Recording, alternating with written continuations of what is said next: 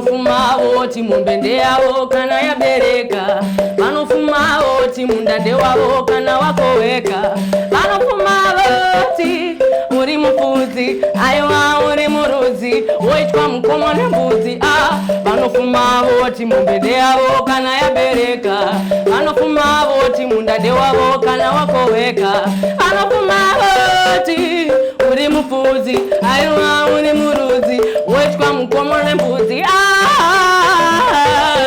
Masimba mashoma, chisi chako hama yangu, masimba mashoma, chisi chako aiwa, masimba mashoma, chisi chako hama yangu, mashoma, aiwa, masimba mashoma, aiwa, masimba mashoma. Ichiri mpenyu simba mukaka kutosinina, ande jamenya umba inyama chiuna kunyiminya. Ichiri mpenyu simba mukaka kutosinina, ande jamenya umba inyama chiuna kunyiminya. Nema musasa yue, nema musasa, nema musasa, isati agasa. Nema musasa yue, nema musasa, nema musasa, urukuro yagasa. Salomon amazimbabwe amahle igama lami ngu-General Fire Call baba Juju Mkwashaka zoita wezhira. And today I am your host. Ndiri kuda kuti tingosangana sekusangana kwandaita navathu saka nasi ndine couple yakanyasvonaka panapa, but i-couple at the same time vachishanda futi kubasa vari vese. So mukoma Makadi, respect muzemna madam Makadi, Striped Makadiwo. anditi ndingangoda kuti mundiudze kuti zvakamira sei uye kuti zita renyu ndiani, Montipo in brief kuti makasangana sei, sandauya kwamburi ndidzo kuti makasangana sei, kana vandinyepera ndoziva kuti kuno kundotaurwa chokwadi. Respect. Yeah, I go by the name Scarfizzo Tsotsi. Scarfizzo Tsotsi. Then Tanya Tsotsi. She like my old genre type of artist. You know, anything, music, anything has something to do with art. And anything to do with that. Exactly. Munapa munoti penyu makatya kuzvilokera ene seri position yekuti munozopedzera makutya kuti manje mangwana ndakambonyepera vanhu ndoimba rege, mangwana ndozoimba zvimwe, ndozodii manje. Apa iwewe mangwana unenge wamuka une inspiration wainspire kuti uite a certain genre. Yeah, straight up. I think it's interesting. Mati anzi zita riri kunditiza. Scarfizzo Tsotsi. Scarfizzo Tsotsi. Alright, chii chakainspire zita riri kuti Scarfizzo Tsotsi? Alright, as for the Tsotsi part, tinoidzosera ndakakurira mukuriro takaita ndakatakakurira and type of family that I come from on takura mbari hakuna foti kwekwe. Saka through my environmental influences nikuona how mablazi angu zanoita pakutsvaga mari nekuita sei, and actually being from the ghetto wise, coming from that less privileged background, pane zvinhu whether unoita tsotsi kana unoita mbava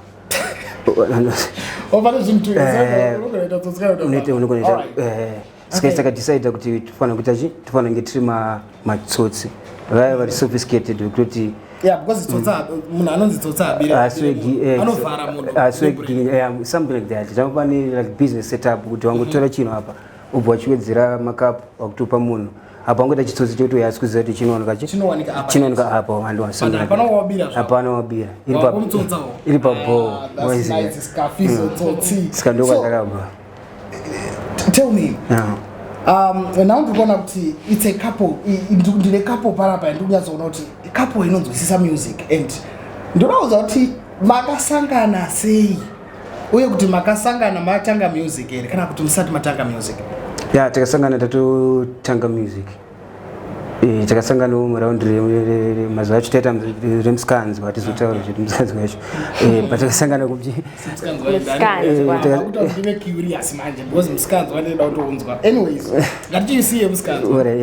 saka Tanya angagara achitoimba like first song yake kunogona kutoidza NJC kubig yards. Inini first song yangu played on radio. Ane naro ndina PK anazokudaro kuchannel take mavideo takashitana naye and cut. Saka tingori kuti from a distance pandaitonzwa like content ratanya ndaitonagira kuti uyu munhu anogona, but ndasingaziva kuti Mwari anizvo achata zvachaita. ameno baindudza kuti aindinyepera aindudza chokwadi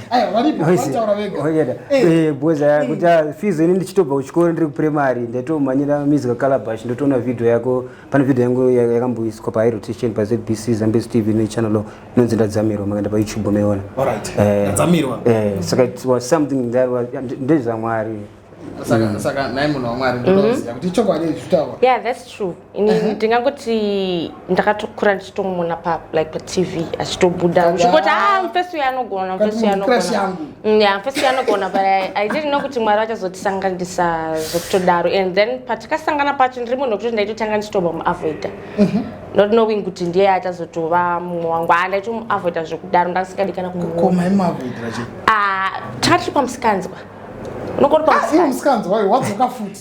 Yeah, Mskanzwa. Mskanzwa nawo takufana kuti titoutaura because takausiya. Okay. Yeah. Okay. Svanhu vakatombopinda Mskanzwa iyo iri komazivano. But then kana Mwari akataura kuti wewe you should go far kana kuti zvavisi zvako unozongozvisiya kana kuti wangoiswa ungodzidza something from Mskanzwa wamuri kuita. Yes. Saka ndingotenda Mwari kuti aiwa takakwanisa kuzotikasire kuona tikabva tasiya Mskanzwa wacho and now takuda kunyatsoita zvemawork stage chaizvo pasina. Asi Mskanzwa wacho ungatori big zvekudaro. Zvekudaro. Okay, I know kuti muri yeZimbabwe ichapedzera kuti naye music wawo wanga wakaita sei. Vakawanda vanoziva. Kana vakawanda vachiuziva. Just tell us timbodzo kusina kunyatsoziva Mskanzwa. All right. Like I told you ndichitanga kuti through background handwana.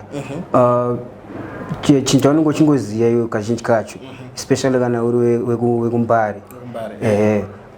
Munhu anotora mabhebha akawanda waiza anenge atori kana boyamani waiza anenge ari kana Tsotsi anenge ari con artist chichichichi saka zvinhu zvokuti kana uri muenvironment yazvinoitwa wakakurira chi like mazviri you're most likely to become that person and isusu takatova vanhu vapi veMskanzwa iyo kutoti ndisakaona even kumusic like wanotoziva from kubhura kutanga kuti ndango ndakadonedza video then ndotomboshaika dzimwe nguva dzacho pamwe ndabreya waiza pamwe ndasungwa pamwe pane zvekutoitika but nothing to do with what I love the most, music. Okay. And but zvaunongori munhu wani it's always gonna affect that part of music because you're an artist but uneme yaunoita isiri yechiartist. Saka anything chaunongoimagina but musa include meda zvamunhu.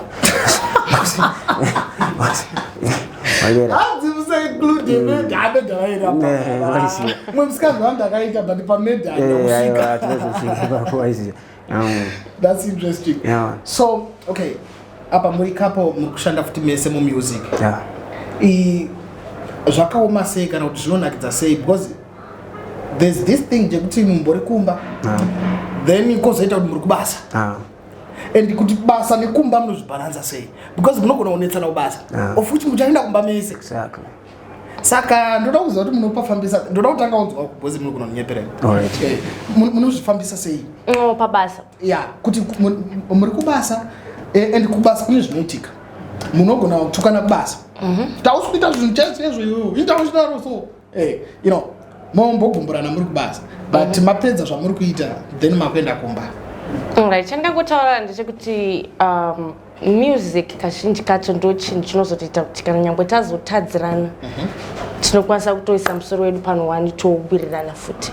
Saka at times nditori kubasa ndinotongouzonzi amai mwana itai zvekubasa kana taakumba ndakutodzokera kumba ndakutonoita muroro wevanhu ndakutosvika dhuku zvandinge ndakatoita izvi panapa hazvisiri zvandinge ndiri kumba. Saka panofanira kuratidza difference yekuti tiri kubasa tiri kumba. Saka kazhinji kacho hatiwanzotonetsana because kana ndiri amai mambonetsana here kubasa ndodoziva kuti mashiftura munoita kuti manetsana kubasa but kumba makufana kunge makumba and ndodoziva kuti papa zvinhu izvozvo muchizobva kubasa munosvika kumba mutiri makatsangirana zvekubasa here kana kuti matsangisana kumba kubasa munozonoita sei munonotanga kushanda futi muchiwirirana here kana kuti ndokuziva tiri vanhu vekutoti tinotokoshesa energy hatitodi kuti energy yatikakumba ndo energy yatinonoshandisa takubasa. Okay. Zvinhu tu zvakatosiyana ende basa iri tinotorida zvekudara zvokuti atikwanisa kutoita matakana pagraft. Oh, mtokwanisa kuita matakana pagraft. Anything to add mkomo? Yeah, upon that. Because I know to be honest, I feel like maybe kanachana kumbaka. Kubasa kugro tumtanga ndi challenge futi because pakutiti ne ma issues ekumba. You know. Yeah, tingangoti chi kakunetsana kariji kantowanika sezo tirichi tiri vanhu as machines of emotions. I said like she said kuti after always been said and done, there's always something that we have in common, bigger than us. Okay. In terms of the apana grudge nokwanisa kuzoti overcome chinhu chipi chinhu ichocho chakatisanganisa ende nechatinoita tirichi patikunetsana sevanhu tinotosangana nekunetsana kana kuti obvious kuti uyu ane ma-ex ake uyu ane ma-ex ake ando anozi vanhu kuti vanogona kungorekana vangobudikira mupicha saka isusu edu former macapo vanoita isusu strategy yatinoshandisa it's more like counter intelligence kuti we really know kuti something like this is most likely to what to happen wise chizita sei zvapona kuti izvezvi tiri kushanda we've been working hard pamwe pane munhu wakambosangana naye kudhara pamwe pane yamakaita muri mese makatora mapicture makaita sei then paunoputika obvious kuti vanhu vava vanorisurface mulife dzedu saka iye singachitoziva because takatoudzana kuti ini ndakamboita naye yakati nanhingi yakati chinhu zvatakuita sei zvatakutoziva saka painonoitika iye haikwanisi kuaffecta because mumwe wako akuketa kuti ndozazongo saka ndoona saka ndo zvimwe zvatinoshandisa kuti tisanhingirikine tikwanise kuita counter intelligence when it comes to those things zvema-emotions andoona. Alright. Okay, there's this other question because I might have couple nasan ndikupedzanini. Ndiri kuda. Takatoikara. Okay, ndinoziya. Vanenge vari kubasa anditi kana kuti maybe ishow yavo. Anditi maybe maperekedzana or whatever. Then pachaitika kuti pane mafans echikadzi anenge achifara zvisingaiti kuti tamuona nhasi. You know mafans anongoita. So sometimes aukwanisi kutuka fan because ndo varungu vacho. Anouya umhanya urukira munhu wako oita sei odidididi, you know, all those kind of things zvinomboitika zveshe. Munozvimanage sei? Chekutanga ukaita munhu waunowirirana naye kana kuti waunoziva kuti munoshanda basa rakafanana hazvindaafekti. Vanotomboita mavideos ndinotokwanisa kutovaunganidza mamodels ndototaura kuti iwe ndoda kuti udai iwe ndoda kuti ubude uchitambira baba ndoda kuti udai. Hazvina kuti zvinondiita because ndikuziva kuti munhu ndewangu ndichaenda naye kumba. Munhu ndewangu ndakumba kwa next but to be honest apana rikawikaya kuti no but feni rikairi ngarisadaro so azonyanya kuita deep zvekudaro boys kana ende iye ndo same kwaari anotozvinzwisisa ndara pakatowanda feni rinomhanya kusimudza madhamu yenyu mudenga kuti wakapenga amuna pressure under pressure straight up because ibasa plus I always try to look music kutaza zvinezvi with tingati chiponster point of view. Okay. Wise kuti kune vamwe vanoita zvinhu zviri ridiculous zvinoshamisa kuti munhu akazvarwa iri uyu anotona vabereki but because ibasa rake atopedza kutoita yanenge achiita ese antozoenda kudheni kune vana vake kune mhuri yake kune chi saka ndo like emotional intelligence inenge chingodiwa when it comes to that kuti no uyangu akungoagana nemukadzi wangu but ndo career takaita sei ndo maize haungatyi kusviba iwe uri murutsa ndo zvawakaita sei ndo zvawakada saka takatovangarara in a way. Wow, motora shona mdaya for the first time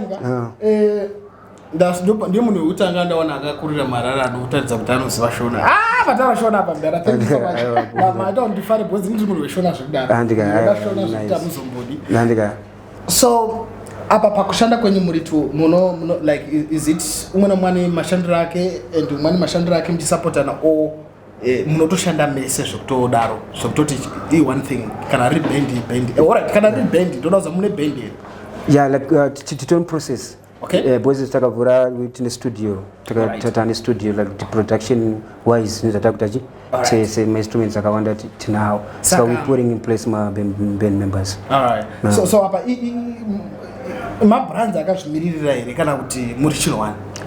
Yeah, chiri tuma brands anika kusiyana asi chiri chinhu futi chiri chinhu one because tempe waitaka zvigadza zvakadaro tenda kuavoida kulimitana when it comes to creativity kuti akwanise kubudisa zviri mavari sezvazviri panofanira kunge paine that freedom yekuti Tanya Tsotsi afana kubudisa chitanya Tsotsi chake.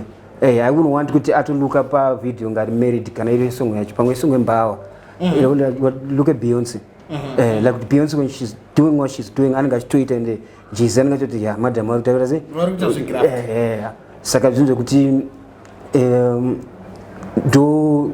those are story kuti tiri vanhu vakasiyana akatangira kudance ndakatangira kuhip hop makatangira kuhip hop makatangira kudance ndazviona face dance inone akaiona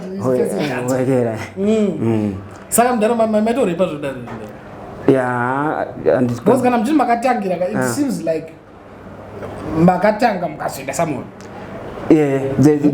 Pane sort of a growth because patakatanga obviously kuti hip hop ndo chinja takakura influenced nechannel mavideo ku America influence south but with time manje ne growth iripo unozosvika pakutoona kuti no semana arikuda Grammy andona akuna patinokwanisa kuti one Grammy award zvinhu zvedu zvese zviri too foreign like mabeats edu ari ekubira ekutasira se we need to have that authentic Zimbabwean sound that we can be identified with saka members in right in that.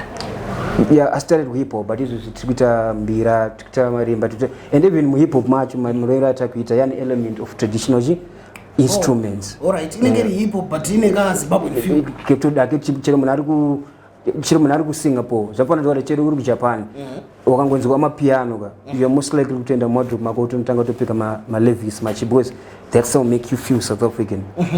Sikasema applies nechine zvatodaita pambira zvakaitwa naThomas Mapfumo mbuya Stella chikoshe kuti you feel Zimbabwean chero uri kuGermany uri ku anywhere you are around the world. Ukazwa mbira uri kuAmerica unobva kuti aida this Zimbabwe. Wow. Yeah. Wow. Saka izvezvi hamuna zvenora muri kunyatsoti ndo yamakanangana naye so nekuti munongoda kuisa identity pamusic yenyu.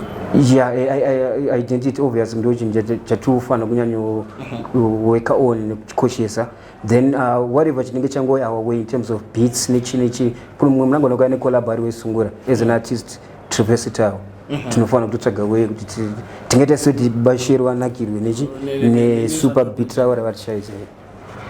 Saka makatofurirwa kuita izvozvo? Andakufurirwa asini ndotoda iyo ndo yandotoda. Pana akafurira mumwe pautu wenyu. Kana. I know. Ini ndinotoda iyo because mukada kutarisa ndakatotanga kuimba ndichitori kuchurch when I was 3 kuSunday school chaiko vaitozoti mwana. Waimba kuchechi? Yeah, mwana amai avanoimba kana chechi yapera ndaitoimba song yekuvharisa chechi. Wow. Yes. But kugospel ikoko havana kuzokwanisa kuendera kuti munhu arikufanira kunge achienda kuri because unongochingoti arikuimbira Mwari but vasiri kuzoti talent rikufanira kuenda kuri rikufanira kuenda somewhere. So inini ndega ndichitokura kudaro when I was in high school ndo pandakatoona kuti aiwa inini ndikuda dance ndikuda ngoma ndokwanisa kutobudisa Tanya chaichai ndaimba ngoma. So Tanya, tell me iye zvine zviri kunyatsoimba chii kana zvaunonyatsoti izvi kana ndikazviimba ndonyatsonzwa kana mwoyo wangu uchindiudza kuti wapedza masports? Because there is this thing chekuti pega paunochiita unonyatsonzwa kuti andazorora because chinhu chekuti you do it because uri kuziva kuti vanhu pamwe vanochida you know pane difference yekuti uri kuimbira vanhu because yapamwe paunonyatsonzwa kuti apapa whether mafarira kana kuti munozvifarira but that's me. Ndokwanisa kupindira ipapo futi changa like set kwangu ndotomboudza like family kuti team yangu andifamba nayo kuti inini ndakanzi ndafa ndisina kutonga kuhip hop waiziya ndomuka chipoko andoona why ndichigara ndichitaura zvinhu izvozvo because pane effort yatakaisa for Zim hip hop to be where it is right now because nguva tatorwa hip hop like kumbari kwedu ninge tina Killer T, kuna Sauro, kuna Sekalazi, kuna Kina, kuna kutone giant when it comes to the areas yoyo apa uri munhu we hip hop. Sapanika kuno tikatuka sei streets wanaka kuti kakusaizwa kekuti imi muri hip hop muri masalad. Ska going back to your question, inini hip hop kana ndakutoita ndiyandotofila kuti apa ndopedza shungu then unongozvimbira even iwewe wacho. Exactly. And achimba reality zvinenge zvichiitika mulife make. Alright, ndanda exactly magona because masvika pa question endada kubvunza ngekuti music yenyu actually inonyatso inspire nechi. Alright, lifestyle. Especially when it comes to us. Chazita freestyle mozons kwa some of the lyrics. Kune nyaya dzakawanda that out there that need to be told. And pane zvimwe zvokuti ma big media houses they can come every day but vachitoti takanzwa kuti pakuita chakati vakwanisa kuita izvozvo. Saka isusu tisima storyteller ema streets andoona tisu tinotaura nyaya dzese kuti anokutika chakati slang, even watasati slang yakawanda inozotenderera inoinfluencwa kubva from the from the streets. Wow. Saka chi chakazoinspire futi hairstyle? Because I think you're the first person wandaona ne hairstyle yada. Haina kuzariro. For the first time in the history of mankind. Mzararo. Serious? Sure, ndopika na mbia wangu mezo ndorasha wakadona mpopo. Yeah, as an artist, pane process reinvention. Okay. Zoti tona maybe budget next interview tona kukamangisa this type of hairstyle. Because kana uri artist, a lot of people look up to you in terms of zvamfana isu takakura chichoziya tikanda kuna smart iri kupisa unofanira kunoona mavidhio kuAmerica uona kuti Jiga ari kupfeka chi, Tupac ari kupfeka chi, Nas ari kupfeka chi. Saka same applies nesu kunoku kuti we have to keep up with the times sezvo tiri maartist. Mahairstyle achichinjwa zvese just kuti attention kwete yekukota nekuda kwekuti unoida by just being yourself. As an artist, unofanira kunge wakatosiyana nechi hausitori munhu in a way kana uri artist. Alright. Kana uri artist unombobuda mukova munhu unongotori umboenda munechimwe chimwe munhu zvako unongotori working paradox kuti vanhu vachitokuona areas anoti umesani ngachita sei ndeipa ari kuitai. But I thank God kuti I came from a family yekuti vakazvinzwisisa kuti uyu anenge achitoda kutoita ndoyada tase ndoyada kutoita and tifanira kungonyarara achitoita ari kuita. And yaanoita pana yakazomboti kwazomboya jiti kudheni chirati Fizzo dai kana kuti haisati yambonzwika iyoyo. Even takabvara hombe dzedu dzinongovharana ikoko. Saka that's why tichigadzira maimage atingiti so that kuti tinoinspire vanhu kuti vazive kuti no iwe unofanira kunge uri responsible for your image. No one should tell you what to wear kana kuti hapana fana kukuudza because but still azoda munyepere wazi nindo ndine senza yekuti mukangonyepera inoringa kana muchiti amudziwe kana kuti chiti alright dressing chaiya makapfeka mudara tobva taenda pahairstyle handidizvo muri kuti here mimi makangomuka mukasangana nedressing muroad mukangotopfeka zvakadaro because izvi zvinotadza kuti muri mega hapana mumwe munhu anopfeka so ndimboexplaina dressing yandakapfeka like kuti andikaona kuti panapa ndakatosunga bhandi riri panzvimbo pacho chaipo zviri type of formal boots ndeiformal handika ipapo tenda kuita is for the corporate side because pane zvimwe zvekuti bhurugwa rakasvika umuka we don't get the respect yatinodeserva. Pamwe basa rako rese watogona everything but wakatodresa iwo zvekutoti even vanhu vakuru vari around you they feel offended havakwanisi kutaura kuti mwana ndewani ndewedu. Saka something chandakacreata ndiri kuda kuita vanhu vakawanda involved in whatever we do. Mufana wewe mupanki wewe anofarira zvezvo zvekuAmerica anoresonata neno comes to my professor vaya vakadzidza vemabhuku maglass yo stand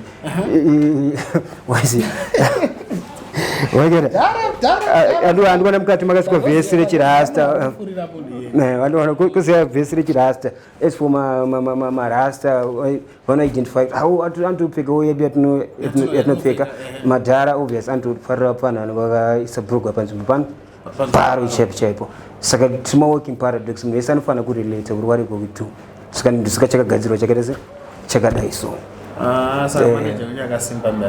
alright, yeah, sure. I was it. Because of discipline, I mean, and they are sure. And kuno kutunyatsoona an African lady apambo tinti kuno dance so into the ones that one dance so no one's offer ziriko but